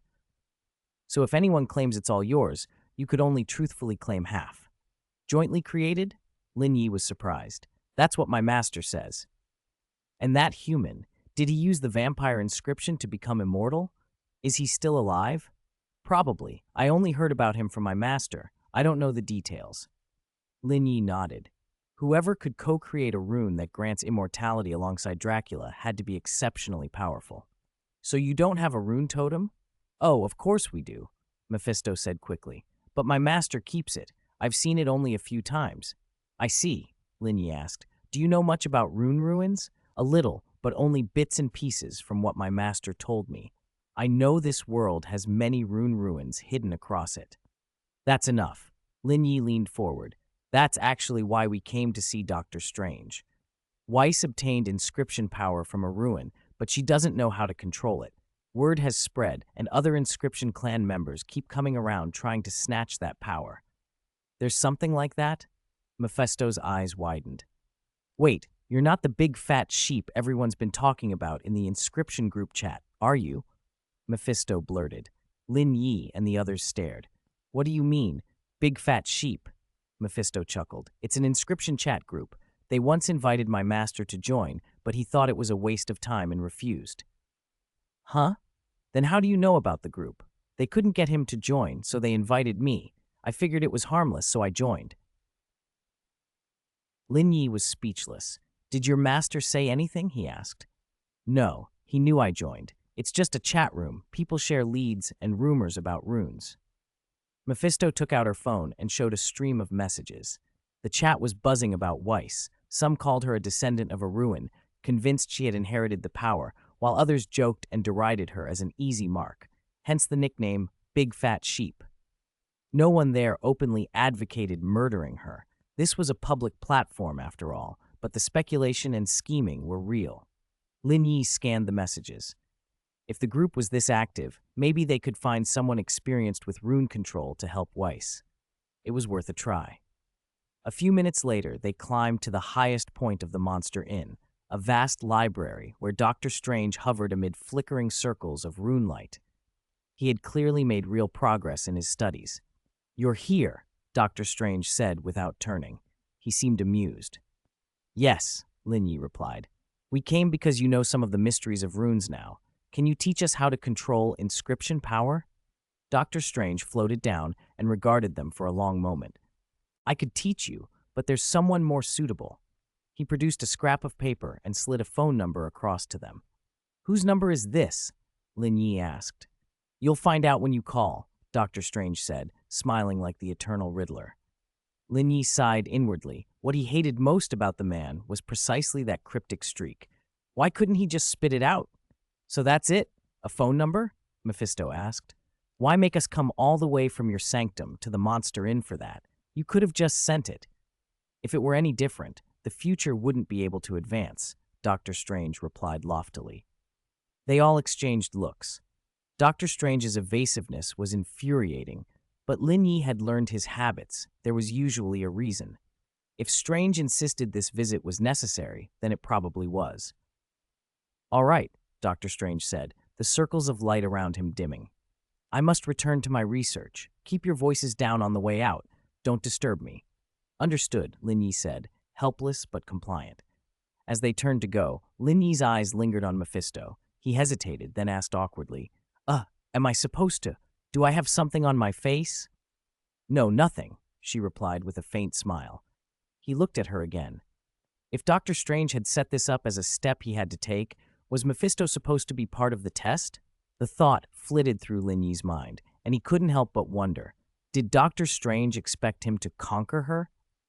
Afterward, Lin Yi and the others dialed the number Dr. Strange had given them.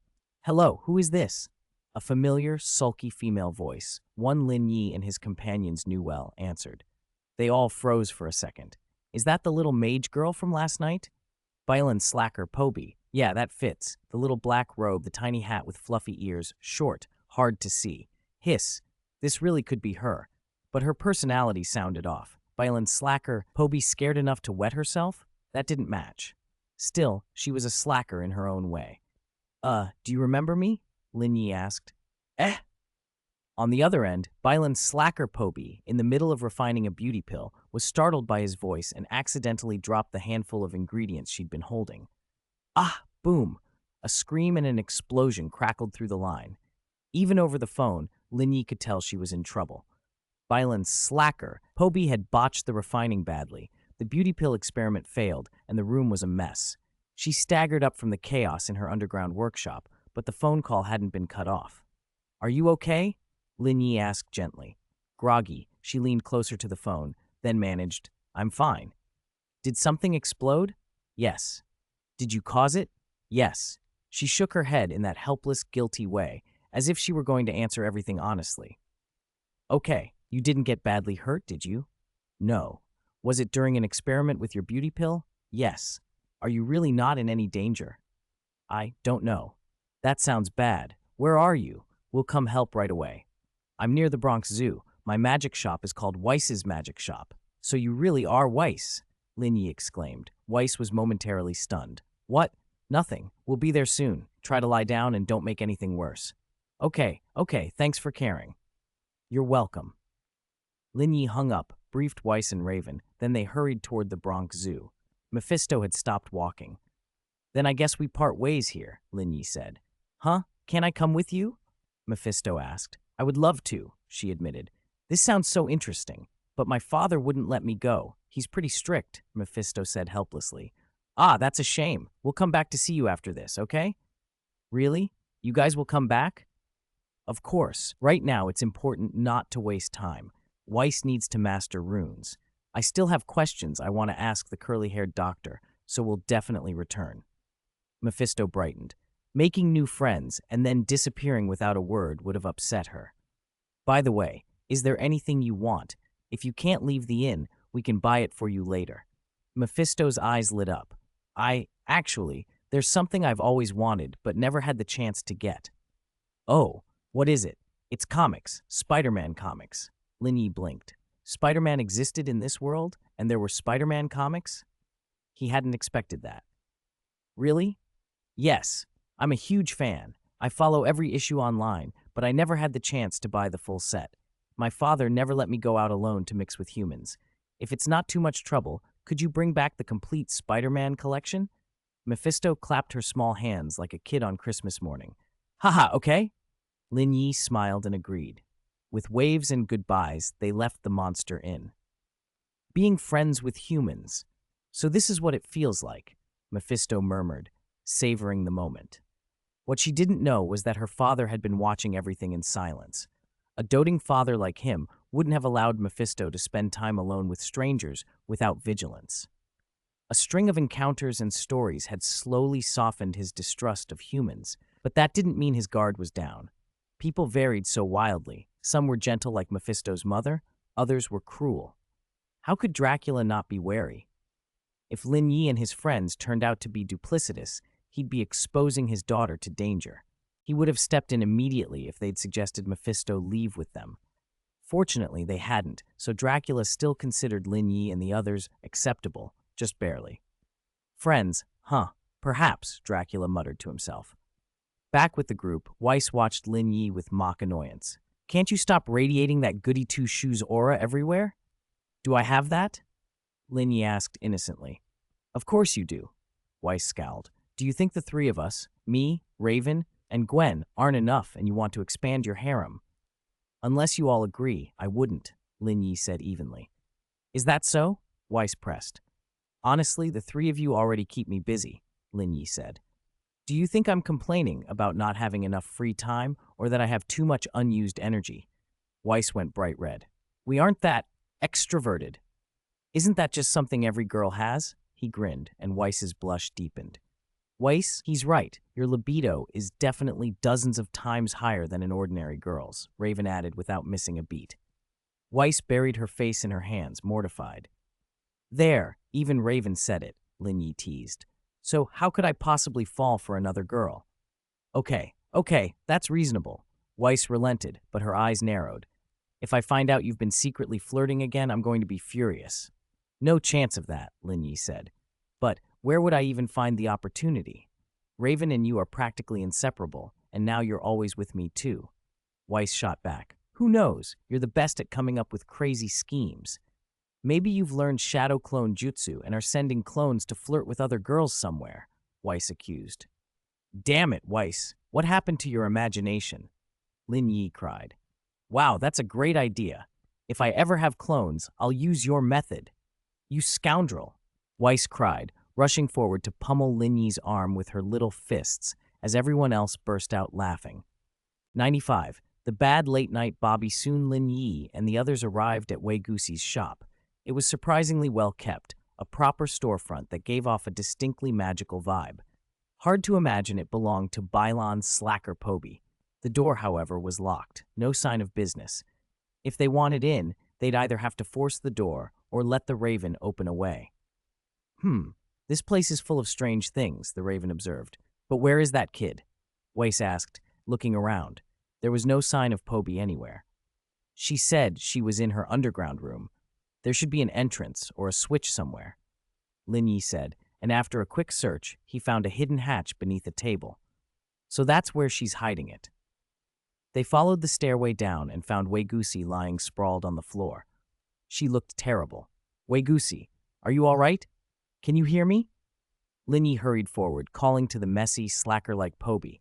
For a moment, she seemed utterly checked out, as if she'd seen through everything and didn't care. Even awake, she didn't feel like responding. This looks exactly like the Bylon slacker Poby I know, Weiss muttered. Lin Yi poked her forehead. Poby swatted his finger away with a groan. Don't bother me. She's awake then, Lin Yi said, relieved. But what hit her to make her like this? Ugh, don't bug me, Wei Guxi grumbled, rolling onto her side. The dazed look faded. She was back to being awake but had fully embraced the slacker persona. Where before she'd been a slightly gloomy, melancholic girl, now she was pure slacker through and through. "Sorry to interrupt your beauty sleep, but didn't I call you?" Lin Yi said. "Oh, right, I guess you did." Wei Gusi scratched her head and then flattened back out. "But whatever, do what you want." "I don't care, I don't care," she added, half asleep. "Are you really okay?" Lin Yi asked again. "Humph, what could be wrong with me? My heart that once burned for life is long dead." She gave them a dramatic sigh and resumed staring at the ceiling. Everyone went quiet. "All right, do whatever you want here, just don't stop me from lying down," Wei Gusi declared. "That won't do," Lin Yi said. "Why not?" she snapped. Lin Yi kept a pleasant tone. "Besides checking on you, we actually need your help with something." "Go ask somebody else. I don't know anything and can't help." Wei Gusi rolled over to her back. "All I can do is lie here." Then she brightened a little. "Unless you bring me a nice pillow and a neck pillow set so I can lie down more comfortably." "For that?" Lin Yi smiled. "You'll help us?" Wei Gusi sat up slowly, taking small, reluctant steps toward the stairs. "If it makes lying down more comfortable." Sigh. "Fine." They followed her up. "First, tell us what you want us to do," Lin Yi said. Wei Gusi's voice was weak. "It's simple. I want you to help Weiss control her inscription power." "Really?" Weiss sounded skeptical. "How do you know he can help?" "We don't know," Wei Gusi admitted. "The curly-haired doctor told us to come find you. He must have his reasons." "You mean Doctor Strange?" Lin Yi muttered under his breath, thinking of the old man who seemed to see everything ahead of time. "I don't even know him," Wei Gusi said, confused. "Doesn't matter. Since he sent you here, let's just go with it." Lin Yi shrugged. "And yes, I'll buy you the best pillow and neck pillow." Wei Gusi's face lit up. "You better." "Okay, let's go somewhere open and empty," Lin Yi said. The raven smiled and opened another portal. In an instant, they stood on a vast grassland. "This place has too much grass, the sun is too bright, and the wind is too noisy," Wei Gusi complained. "I think this is fine," Wei said. "There's a tree over there. I'll lie down for a bit."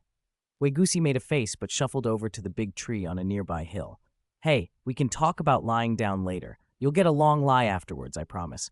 But for now, teach Weiss properly, okay?" Lin Yi sighed, indulgent. "Teaching while lying down is fine. It's not that hard." "You sure?" Weiss asked, half hopeful.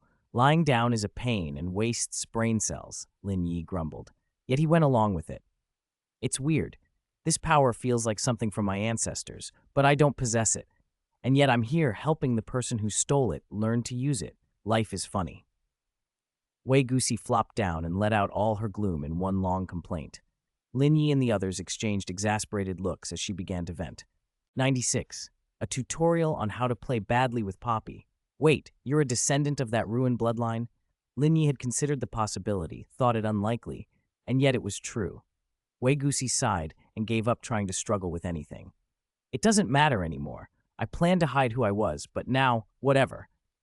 She sounded resigned, as if sleep were already tugging at her in the cool breeze. "Ahem, Wei Gusi, time to start teaching Weiss." "Oh, right." She propped a calf on her knee, hands behind her head, and settled into her lazy teaching posture. "Show me 2 displays of inscription power." Weiss bit her lip, but trusted the curly-haired doctor's recommendation. She activated the inscription power in her body and demonstrated her control and rune operations. Wei Gusi watched, unimpressed. "That's it. I thought the inscription god chose you for something special. This is hardly anything. I can't see why the inscription god would allow you to gain inscription power." Weiss bristled at the mockery and pouted. Nobody likes being laughed at. Lin Yi shook his head. "As I said before, you needed the inscription god's approval to get inscription power." Weiss sighed.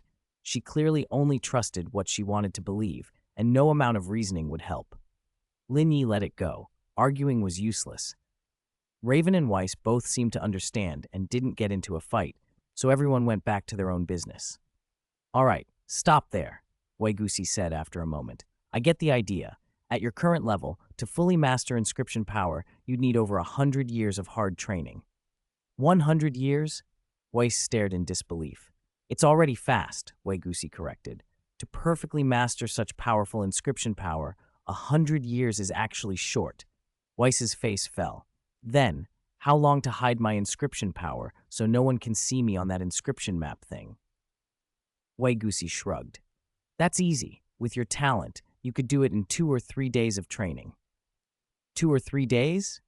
Weiss brightened instantly. The idea of not being constantly hunted thrilled her, but a small part of her panicked at the thought that her idyllic life with Jack might have to end sooner than she wanted. Her feelings twisted into a messy mix. She wanted the danger gone, but she also wanted to keep the good life. Greedy, but honest. Look, Waigusi said, noticing the mixed expression, it isn't hard. It's mostly shutting down that auto-alert rune system. Then start training?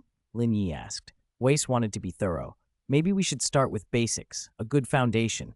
No need. Waigusi cut her off. Your foundation's solid. Don't make it complicated. I'm worried my foundation's not stable enough for advanced training later. Weiss protested. No worries. Just train with confidence. But, no buts. Waigusi sounded final. Weiss sighed and let it drop. Lin Yi stepped forward to reassure her. Don't worry, Weiss. If you want to keep living the life you have now, it's simple. Whether you learn to control inscription power or not, only the few of us here know. If we don't tell anyone, how would others find out? Her eyes widened. Of course, if she mastered it quickly but didn't say anything, she could claim it took longer. She could avoid being hunted and continue her shameless life with Jack. The thought made Weiss grin slyly. The sooner she mastered it, the sooner she could return to her unobstructed happiness. She dug into training with renewed enthusiasm. Girls, Waigusi muttered to Lin Yi and Raven, bewildered. One moment they're dragging their feet, the next they're full of energy. Waigusi didn't get it and decided a nap under a tree was the best use of the time. It was a lazy, pleasant moment. Weiss practicing rune control, Lin Yi and Raven chatting, and Waigusi dozing. Everything seemed fine. Then Weiss's phone rang. Gwen, she answered immediately. Gwen? Weiss, where are you guys? Gwen sounded anxious. Can you come over? Or get Raven and Jack to come here? What's wrong? Weiss asked, alarmed. Demons showed up near the school, Gwen said quickly. 2 people claiming to be angels are helping, but this is bad. I don't think we can handle it. Demons? Angels? Weiss froze. Lin Yi and Raven heard the change in her voice and understood at once. Gwen's in trouble, Raven said. Let's go. Lin Yi nodded and moved to open a portal. They would teleport straight to the school where Gwen needed help. I don't want others to know I'm anxious. The situation was grim. A large number of students had been twisted into irrational evil spirits. Pandi and Shiduojin were straining to use their angel weapons to purge the spirits, but the infection spread so fast that despite their best efforts, it had already swept the campus and threatened to turn the whole area, maybe even all of New York City, into a city of evil spirits. So that's the true power of that damned advanced evil spirit? This is one nasty problem, Pandi muttered, standing back to back with Shiduojin as a tide of possessed students pressed in on them. Gwen's agility and spider-like abilities let her avoid infection, but she didn't have angel weapons. Her attacks would be too crude. She might kill the host along with the evil spirit. So she kept to webbing and restraining possessed students, pulling them into position so Pandi and Shiduojin could use their angel weapons to expel the spirits and return the students to normal. Lin Yi's sixth sense ran through the field, making calculations. First, we contain these spirits. Then I'll ask the angels if they know how to stop the infection from spreading. Got it. Without another word, they split up and fell into efficient motion. Raven's ability to control tremendous power became crucial. With a casual flick, she summoned countless purple demonic chains that shot out to bind the possessed students instantly. Raven, Gwen cried. She'd been straining to hold several possessed students with webs when she felt the webs about to snap. Suddenly, purple chains tightened around the pupils, and everything settled. Reinforcements had finally arrived. Lin Yi's target was clear. Pandi and Shiduojin holed up in the school's indoor basketball court. He moved faster, Raven's chains sweeping ahead of him and binding any evil spirit that dared approach. Wherever he went, the demonic chains dragged spirits aside and held them fast. When he finally strode into the court, one hand casually in his pocket, the sea of evil spirits surrounding the 2 angels parted and was jerked to either side, firmly bound by Raven's purple chains. A clean path opened for him. Holy shit, Pandy blurted. Talk about making an entrance. Are you two okay? Lin Yi asked, then added the line with a half smile, showing off just enough to make Pandy sputter.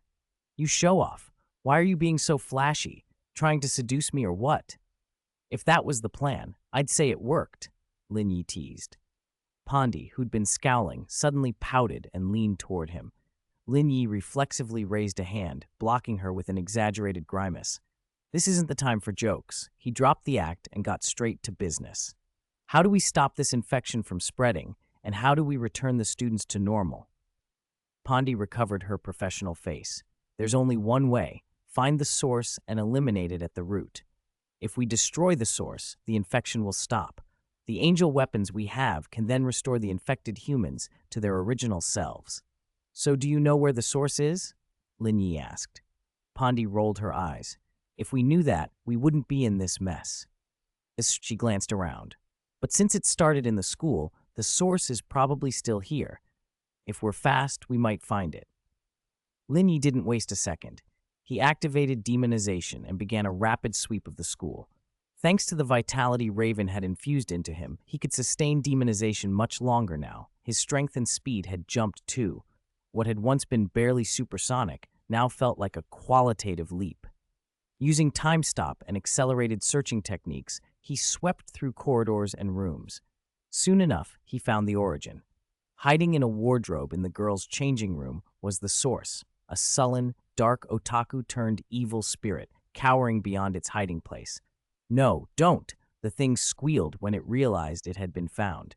It had tried to stay hidden, and Lin Yi hadn't expected the source to look like that.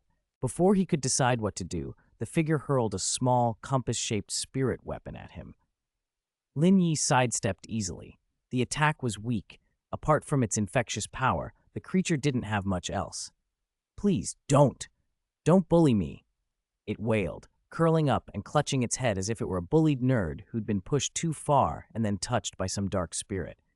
Lin Yi guessed the story instantly. A lonely kid, repeatedly bullied, something supernatural found him, and his resentment had been magnified into this evil thing. Lin Yi grabbed the wretched little spirit and brought it before Pandy and Shiduojin.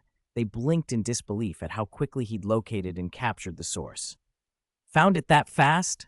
Shiduojin exclaimed.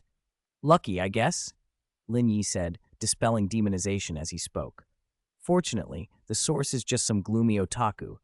If it had been something stronger, the infection wouldn't have been limited to the school. Pandy gaped. You can turn into a demon too? Am I even human? Lin Yi teased. You are human, you just know a lot, Pandy said, puzzlement and admiration crossing her face. The little smile Lin Yi gave hit her soft spot. She couldn't help the heat of a blush. All right, Pandy said, regaining focus.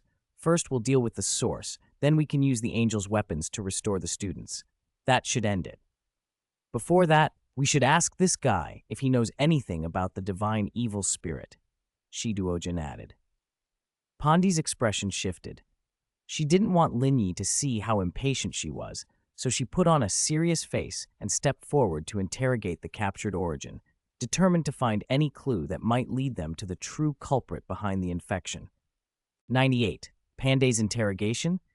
This should still be possible once he turns back into a human, right? No. Normally, once he turns back into a human, he won't keep the memories he had while he was an evil spirit. I see.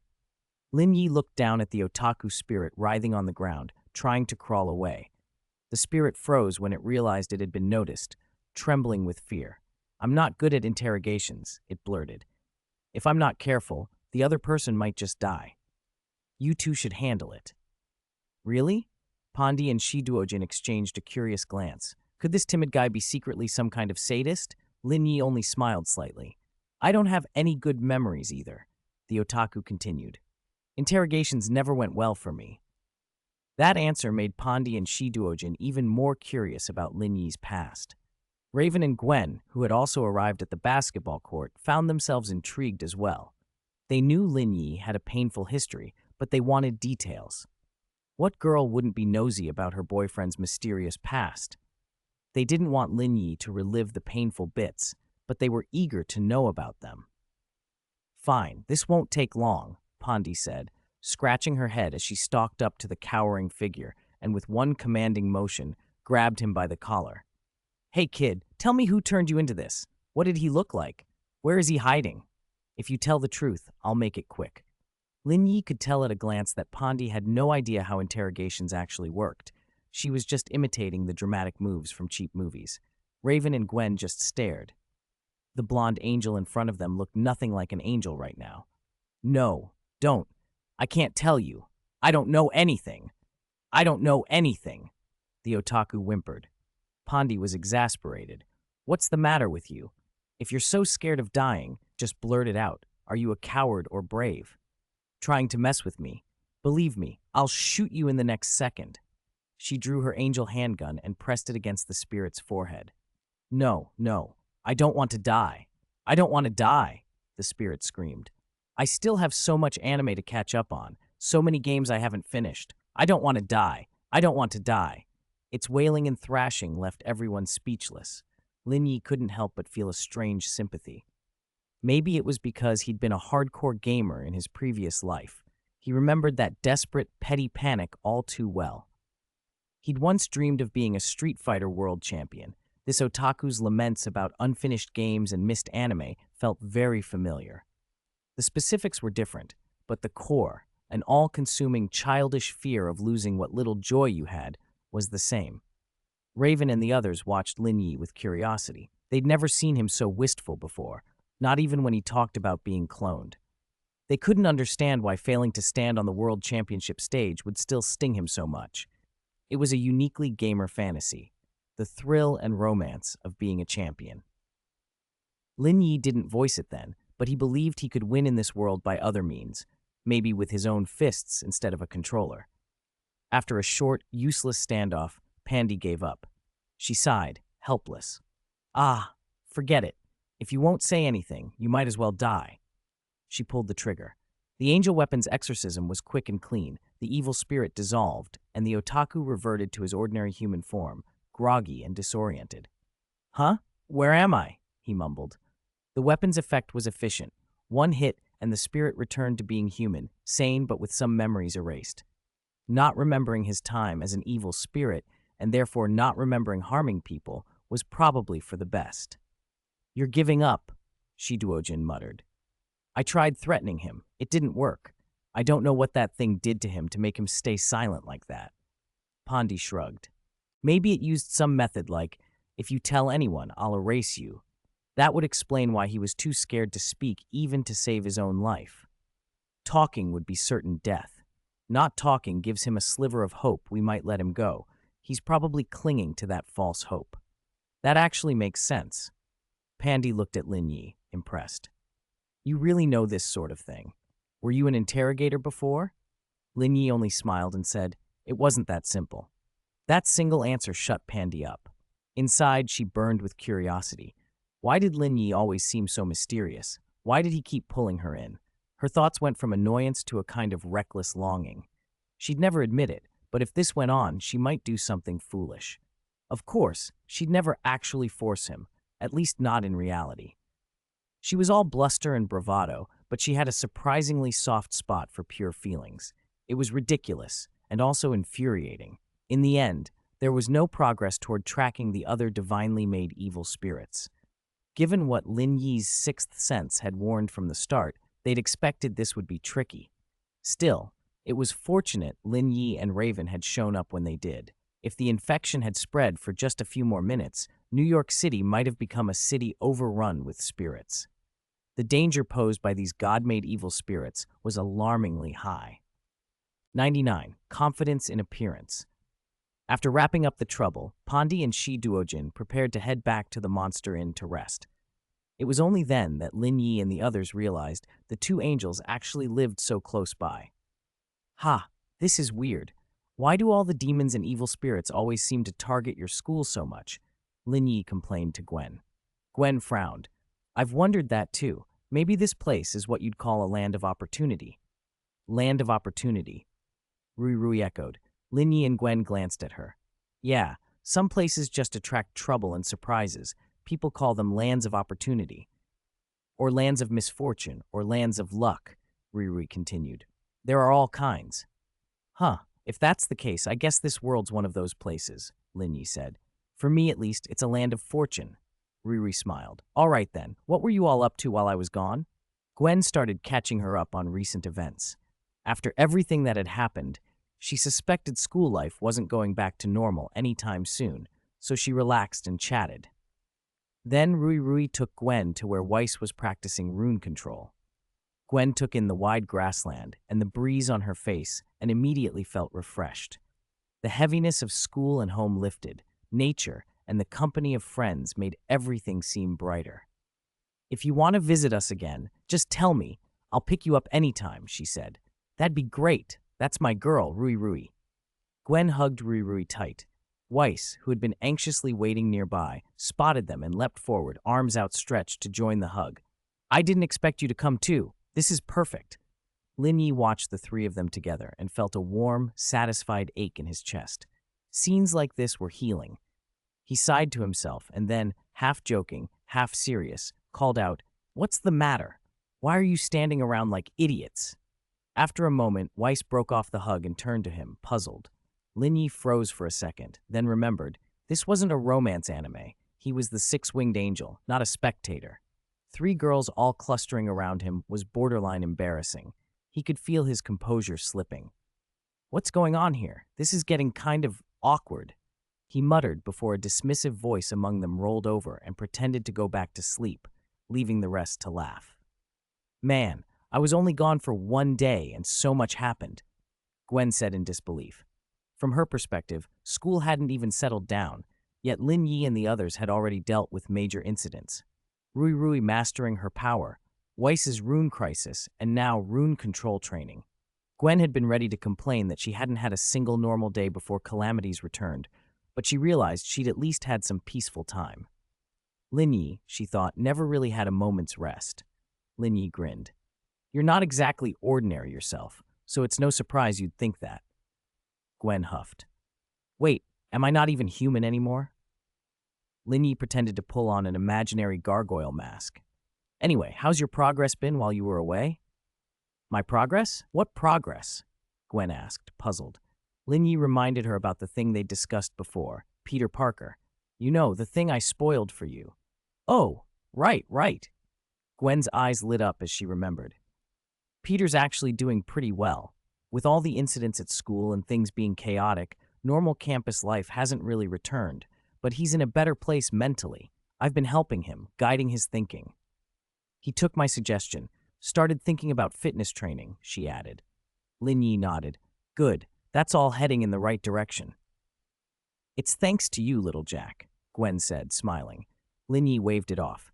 Even he hadn't expected that after the 2 big incidents. Peter's desire to become stronger, by any means necessary, would get so intense. Peter envied Spider-Man, seeing him help people tirelessly while Peter felt helpless and dependent.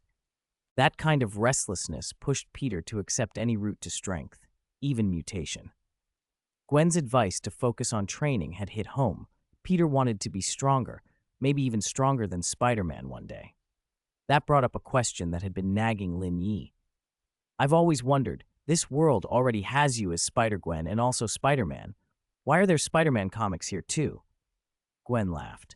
Isn't it possible the comics came first and then the real Spider-Man showed up later? Lin Yi blinked. I didn't think of that. Gwen shrugged. I learned about Spider-Man from comics in another world, so it's not too strange to me. Still, it's weird, reading a comic where Spider-Man has a girlfriend named Gwen, then having a real friend named Peter Parker in this world. Weird for us to be similar. Yeah, Lin Yi said, incredulous that Gwen took it so calmly. It's just a great comic. Besides, the Gwen in the Spider-Man comic and I just share a name. We don't really look alike, Gwen defended. Weiss chimed in, teasing, but you're both blonde. Gwen stuck out her tongue. I have short hair. Comic Gwen has long hair. I don't even use hairbands. And anyway, I look better than Comic Gwen, right? Gwen declared confidently. Whether she'd picked up her confidence from Lin Yi or not, Gwen certainly seemed to be following his lead. 100. Lin Yi's training play. Ha, I feel like the gap between us has just exploded lately. Rui and Weiss both have powerful magic now, and I'm still just a normal superhero. A normal superhero, huh? That's an odd choice of words. Weiss smiled. Anyway, what I mean is, when do I get an upgrade like you two? Gwen propped her chin on her hand, looking wistful. Don't rush. Why are you so eager to take on more responsibility? The more you chase power, the less you end up getting. Uncle Long said that the wise seek strength within, the unwise search for it outside, Jack chimed in. Ha, I saw that episode. Uncle Long couldn't keep a straight face either, Weiss laughed. Still, the sayings sound. Before going after huge external power, you can start by changing yourself from the inside. Remember how you've gradually figured things out during previous fights? Jack added. You mean my spider sense? Exactly. If you learn to use your spider sense actively, to enter full evasive mode like I do, you'll be incredibly hard to hit. Combine that with your already impressive spider strength, and you'd be more than capable against most foes. Really? Gwen sounded uncertain. Truth be told, she thought Jack was strong because his powers were basically immortal. His evasion was amazing, yes, but the real thing was the mechanism that made him so hard to kill, she thought. Still, she asked, and what about powerful magic? RWBY can give me magic, right? Jack looked at RWBY. Actually, it's true. Remember when you used magic to strengthen me before? RWBY nodded. That was temporary, though. I want real, lasting magic for myself. I can do that too, Jack said. I can guide magic into your body so you can use it directly. A magic Spider-Woman sounds tempting, but I don't have any talent for magic, Gwen protested. And getting power from someone else doesn't feel the same as earning it yourself, Weiss pointed out. Then maybe I'll wait. In this chaotic world, something might turn up.